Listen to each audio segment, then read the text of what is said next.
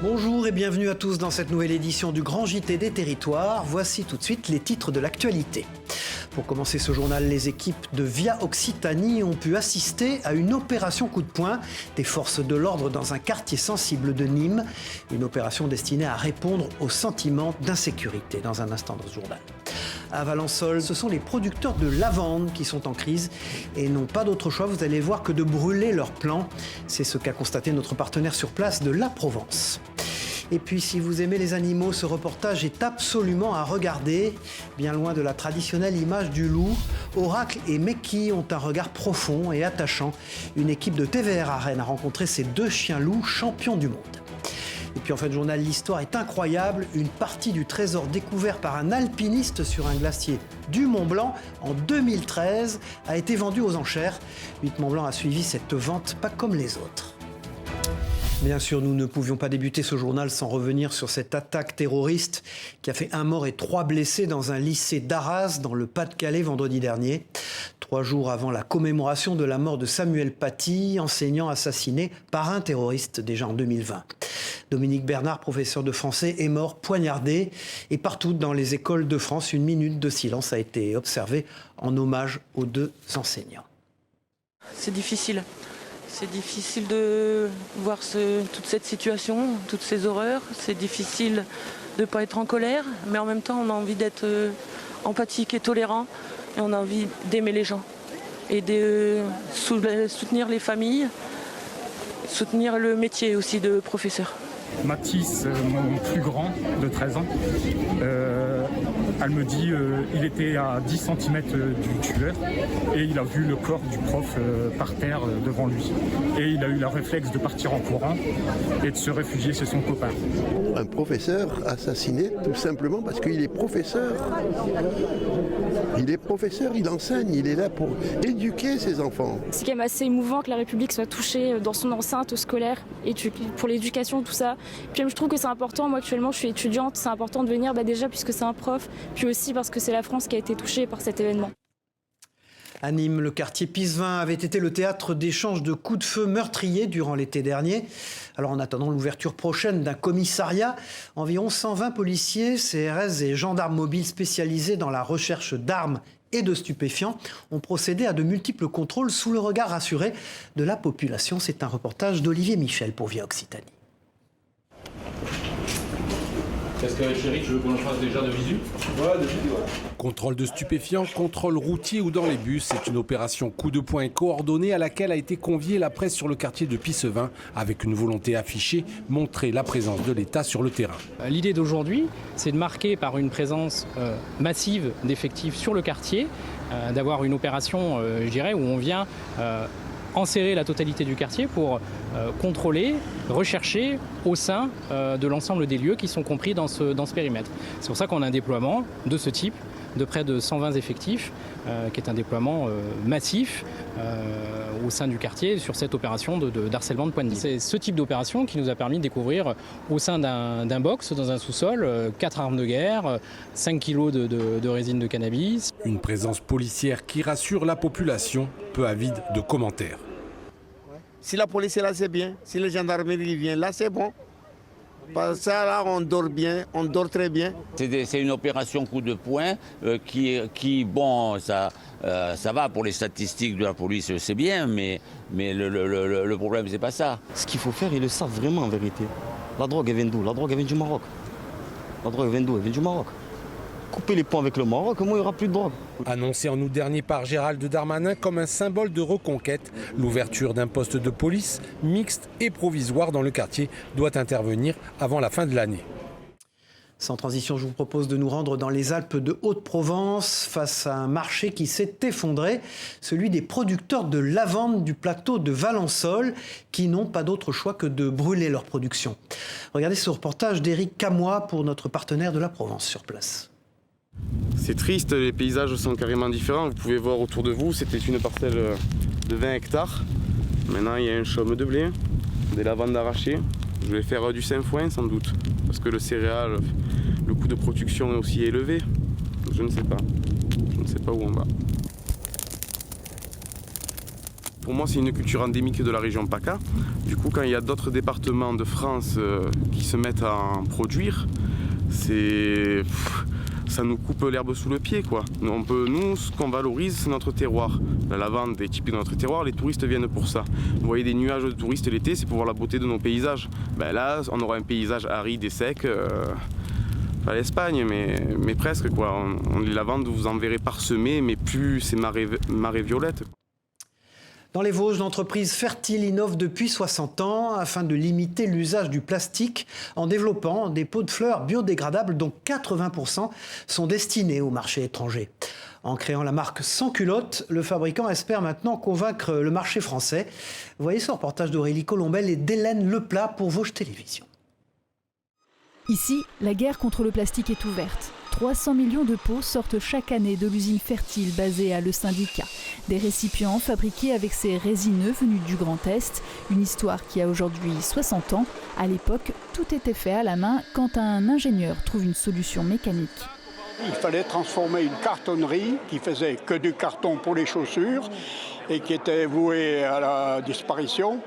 Donc, mon patron avait été contacté pour justement commencer à réfléchir à une automatisation d'un mouvement qu'on faisait donc pour former les premiers godets. La spécificité du Fertile Pot, c'est le fait de laisser passer les racines, de ne pas devoir dépoter ensuite, de le mettre en terre directement. Il est totalement biodégradable. Depuis 10 ans, les investissements se sont succédés pour augmenter les capacités qui pourraient, selon les dirigeants, être encore multipliées par 3.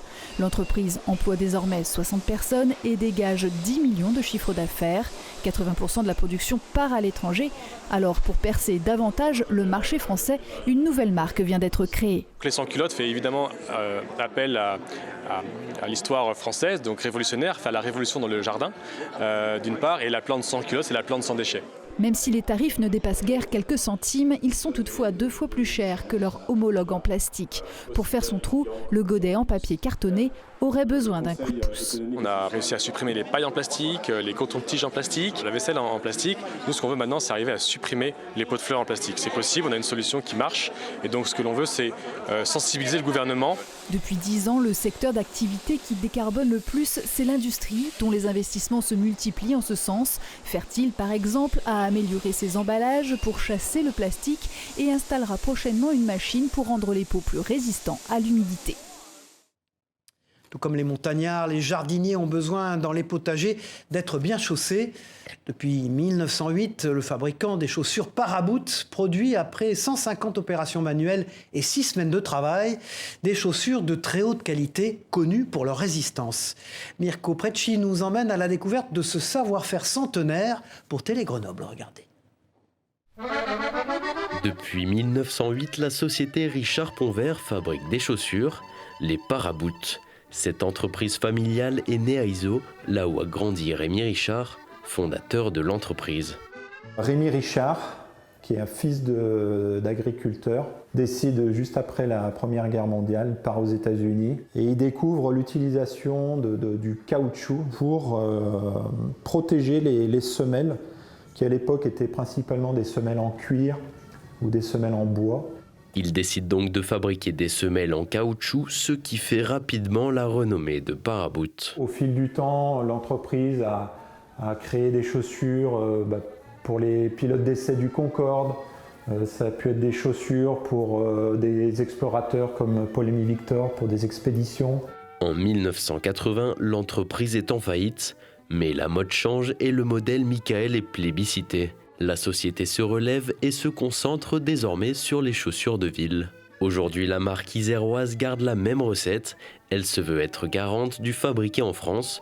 77% de leurs matières premières proviennent d'entreprises françaises. On travaille, nous, avec des cuirs qui sont à la base des cuirs de veau, qui ont l'avantage d'être les cuirs un petit peu les plus jolis. Là, par exemple, vous avez ce cuir-là, qui est le cuir qu'on utilise sur tous nos produits un peu iconiques. C'est un cuir qu'on utilise chez Paraboot depuis plus de 80 ans. Les semelles en caoutchouc, l'ADN de la marque, sont cuites à la manière d'un gaufrier. Cousues sur la chaussure, elles sont facilement réparables. Mais ce savoir-faire traditionnel doit s'adapter à son époque. Paraboots, depuis les 100 dernières années, a toujours su innover grâce à l'utilisation et la remise en question de ces matières premières, s'adapter aux nouvelles normes qui évoluent tous les ans, toujours essayer de répondre aux attentes du client, des modèles plus souples, des modèles qui durent toujours plus longtemps, qui sont plus ressemblables aussi et qui permettent aussi de s'adapter aux besoins tels que des matières plus naturelles, plus végétales. En prenant soin, ces modèles peuvent atteindre 20 ans d'espérance de vie. Déplacée à Saint-Jean-de-Moiran en 2017, l'entreprise réalise la moitié de son chiffre d'affaires à l'étranger. Voilà, beaucoup d'entre nous ont été confrontés au refus de nos enfants de déjeuner à la cantine, le plus souvent par crainte de subir les menus proposés. Alors afin de rendre ce moment plus convivial, les élèves de cette école primaire de La Ciotat ont goûté et validé pour tous leurs camarades 5 recettes proposées par Sylvain Chevalier, responsable de l'innovation culinaire du groupe Elior. Regardez cette interview. 70% des enfants qui vont répondre OK, la recette sera validée et distribuée sur l'intégralité de nos sites en France. J'ai aimé le houmous, j'ai aimé la peine à la tomate, sauf qu'il manquait un peu de sel. Et c'était trop chaud. J'ai pas trop aimé la brandade de Colin. C'est ce que tu as préféré goûter aujourd'hui ou pas ? Offrir le meilleur du territoire dans la gastronomie de l'Aube, c'est le pari réussi de ce fromager qui a inventé le trifoire, une spécialité gastronomique issue de 2 produits locaux renommés, le chaours et la prunelle de Troyes. Cette création a décroché une médaille d'argent au Mondial du fromage en septembre. Victime de son succès et déjà en rupture de stock, notre partenaire Canal 32 a réussi à le goûter. Regardez.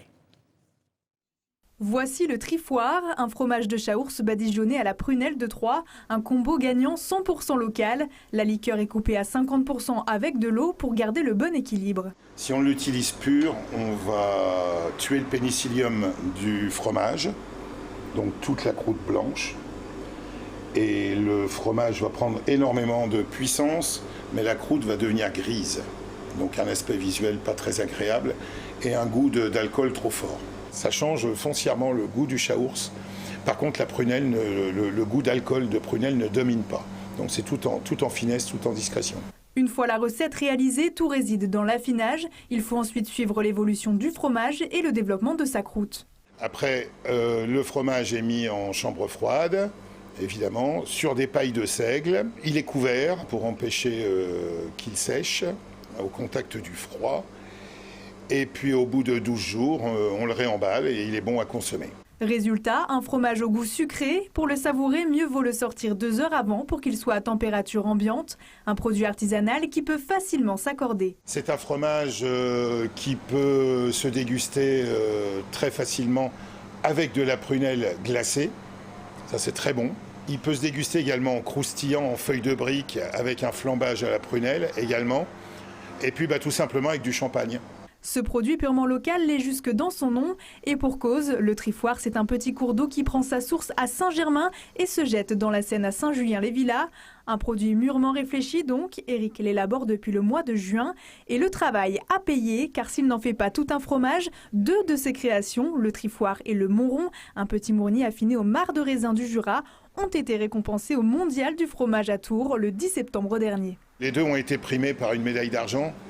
Donc je dois dire que le trifoire a échoué à 2,7 points de la médaille d'or. C'est une belle expérience, c'est une belle réussite pour promouvoir le produit. Cette nouveauté est déjà adoptée par la clientèle. Comptez 7,50 € pour vous procurer le trifoire. S'il est pour l'heure uniquement commercialisé à la fromagerie de Sainte-Savine, Éric espère diffuser son produit sur tout le département d'ici quelques mois. Voilà pour ceux qui aiment les animaux, ce reportage est pour vous. À l'opposé de l'imaginaire des enfants, ils sont plutôt craintifs mais affectueux. Présentés au dernier World Dog Show, Oracle et Meki ont été désignés plus beaux chiens-loups du monde. Natacha Astor les a rencontrés pour TVR à Rennes, regardez.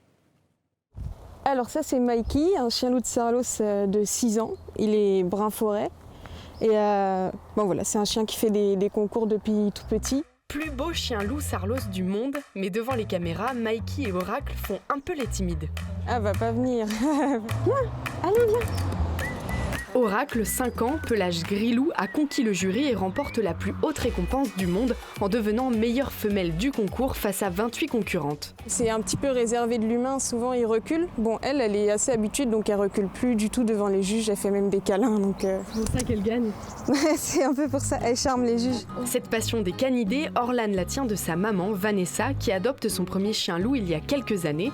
Toutes les deux ont habitué Mikey et Oracle à des bains de foule et elles ne passent jamais inaperçues. Soit les gens viennent vers nous pour essayer de le caresser, soit ils ont un recul direct. Et les gens connaissent maintenant le chien loup de Sarlos. C'est très intéressant et puis au moins on sait qu'on sert à quelque chose aussi, à faire connaître la race. Timide, peu sportif, très observateur, le chien loup est une race bien particulière qui demande de vraies connaissances. C'est pas des chiens pour tout le monde, ça demande beaucoup de temps, beaucoup d'implication, de connaissances aussi dans la race et dans le chien tout simplement. Les deux éleveuses de Pléchâtel espèrent une portée de petits chiens loups dans l'année à venir. Malgré l'arrivée de l'automne, octobre est rose. Notre partenaire 20 Minutes TV a rencontré Héloïse, Catherine, Wilmine, Lisa et Yaël, qui ont tout un point commun, avoir eu un cancer du sein. Alors surmonter cette épreuve exige un moral à toute épreuve qui passe par la préservation de l'estime de soi malgré les conséquences visibles des traitements. À Paris, l'association Belle et Bien propose des ateliers pédagogiques afin de retrouver sa féminité face à la maladie.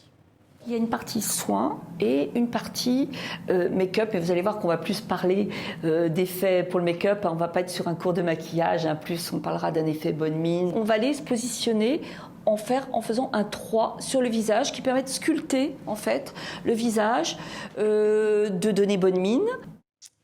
Ouvrons maintenant une page culture et patrimoine avec cette histoire totalement extraordinaire, digne d'Indiana Jones.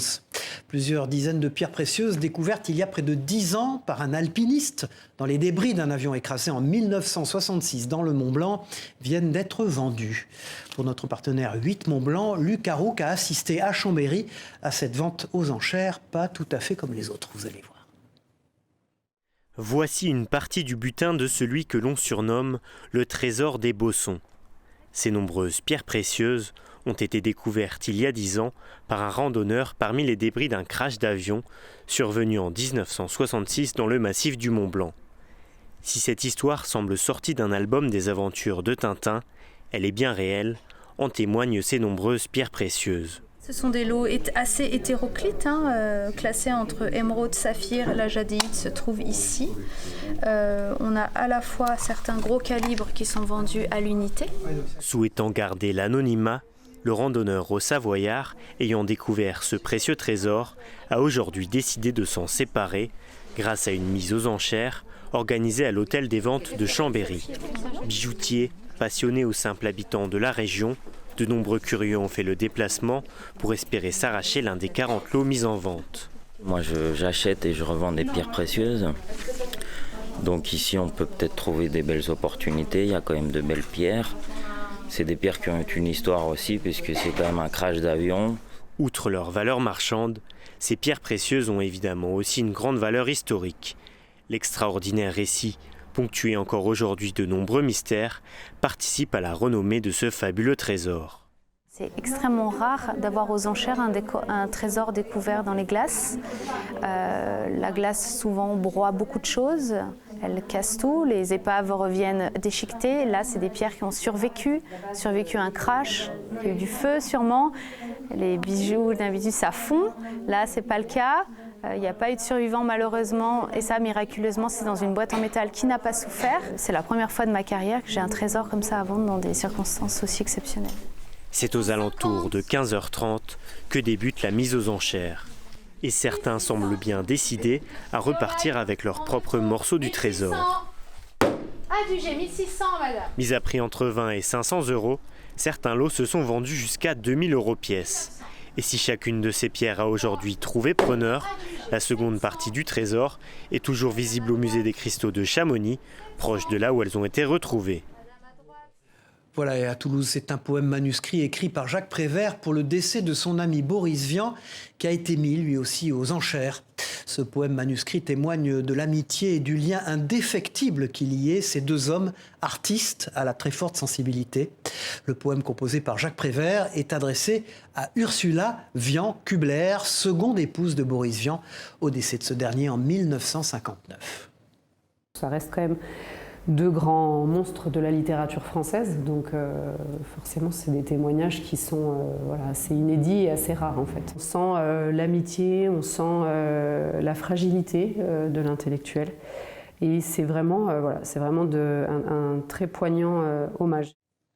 Voilà, la lettre de Jacques Prévert a finalement été adjugée pour 3 950 € à un collectionneur amateur, lui, de Boris Vian. Saviez-vous qu'au Moyen-Âge, les Yvelines, tout comme les irréductibles Gaulois, avaient vu passer les Vikings ? Le temps d'un week-end, les hommes d'Harald Ier étaient mis à l'honneur au château de la Madeleine. La reconstitution historique d'un campement viking du IXe siècle a attiré pas moins de 10 000 visiteurs. Un reportage de Louis Douchin et de Régine Ralèche pour TV78 sur place. Ici, au pied du château de la Madeleine, on vous forme à l'art de la guerre viking. Pendant 2 jours, une reconstitution historique a permis aux 10 000 visiteurs présents de découvrir leur mode de vie au IXe siècle. Les Vikings sont passés dans les Yvelines. Il y avait plusieurs camps vikings qui étaient sur les îles des bords de Seine lorsqu'ils ont attaqué Paris au IXe siècle. Donc c'est bien antérieur à la période du château de la Madeleine, mais c'est une thématique qui est assez porteuse, qui plaît à beaucoup. C'est hyper important parce que du coup ça représente aussi l'histoire, comprendre aussi comment on vivait à l'époque, parce qu'on est aussi dans une génération aujourd'hui où les enfants n'ont pas forcément notion de tout ce qui est quotidien, donc c'est aussi important de transmettre aux jeunes générations une autre époque et une autre vie. Dans ce campement plus vrai que nature, une vingtaine de bénévoles incarnaient la vie du camp. Ils étaient présents afin de montrer le savoir-faire des Scandinaves aux Yvelinois. Chacun ont leur particularité. Donc de base, nous représentons la vie en général, donc la vie de camp. Selon les envies et les capacités de chacun, ils se choisissent de faire, soit de représenter le combat, ce qui faisait partie de leur vie aussi, et des artisanats. Cette association Marly Porten, le clan d'Ivar, s'appuie sur des recherches historiques pour proposer une expérience immersive. Notre souhait, c'était de faire de la médiation culturelle autour de l'époque, autour du peuple scandinave de l'ère viking. C'est extrêmement important puisque c'est l'occasion pour nous de mettre en valeur notre patrimoine, de l'ouvrir au plus grand nombre et de proposer des animations qui peuvent toucher tous nos publics. Le château de la Madeleine proposera une nouvelle programmation avec d'autres reconstitutions historiques sur des week-ends dans les prochains mois. Les dates ne sont pas encore communiquées. Avant de nous quitter, je vous propose de découvrir le nouveau show mis en lumière dans la cathédrale Saint-André de Bordeaux. Luminiscence, c'est son nom, transporte le spectateur au temps des grands bâtisseurs du XIIe siècle. Une prouesse technique destinée à recueillir les fonds pour rénover le grand orgue de la cathédrale. Alix Fourcade a eu la chance d'assister aux répétitions pour notre partenaire TV7 du groupe Sud-Ouest.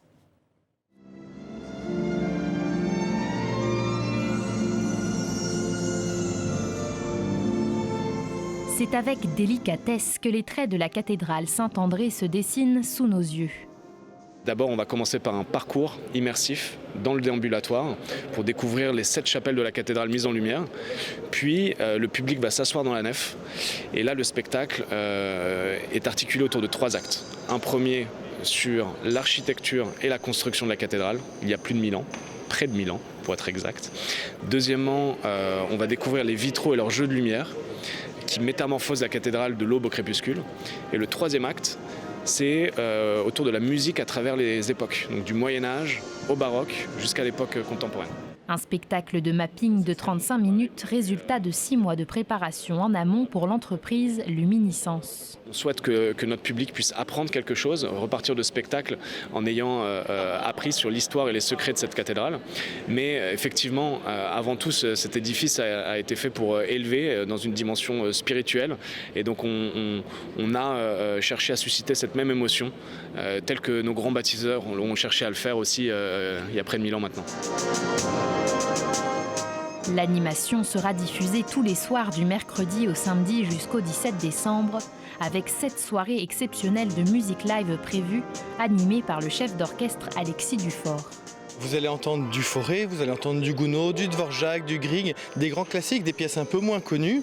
Et tout ça va être collé normalement, si tout se passe bien, directement sur l'image. Le but, c'est que les Bordelais se réapproprient leur cathédrale, parce qu'on s'occupe du cultuel, mais il y a aussi le culturel, et que c'est un patrimoine vivant qu'on doit faire vivre, parce que si on ne le fait pas, personne ne le fera. Luminiscence a été co-construit avec l'association de musique sacrée Cathédra, qui va récupérer une partie des recettes pour rénover l'orgue de la cathédrale, un grand projet dont le coût total est estimé à 3 millions d'euros. Voilà, c'est la fin de cette édition. Merci à vous de l'avoir suivi. On se retrouve très vite pour une nouvelle édition du Grand JT des Territoires. Au revoir à tous.